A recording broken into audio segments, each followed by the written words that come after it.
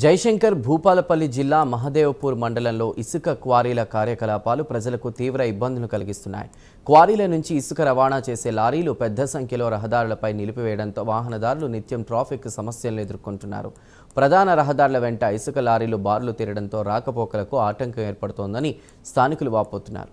రోడ్లపైనే లారీలను parking చేయడంతో రహదారి సగభాగం ఆక్రమం అవుతుందని ఆవేదన కూడా వ్యక్తం చేసిన పరిస్థితి. దీంతో ఎదురెదురుగా వచ్చే వాహనాలు ఇబ్బందులు పడడమే కాకుండా తరచూ ప్రమాదాలు కూడా జరుగుతున్నాయని స్థానికులు ఆందోళన వ్యక్తం చేస్తున్నారు. ముఖ్యంగా పాఠశాలలు, కళాశాలలకు వెళ్లే విద్యార్థులు, ఉద్యోగులు, అత్యవసర సేవల కోసం ప్రయాణించే ప్రజలు తీవ్ర ఇబ్బందులు ఎదుర్కొంటున్నారని చెప్తున్నారు.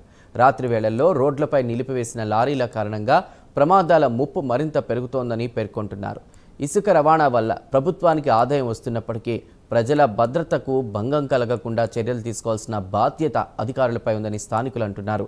రోడ్లపై ఇసుక లారీల పార్కింగ్ను వెంటనే నిలిపివేసి ప్రత్యేక పార్కింగ్ స్థలాలను ఏర్పాటు చేయాలని డిమాండ్ చేస్తున్నారు. ఇప్పటికైనా సంబంధిత అధికారులు స్పందించి ట్రాఫిక్ సమస్యకు శాశ్వత పరిష్కారం చూపాలని మహదేవ్పూర్ మండల ప్రజలు కోరుతున్నారు.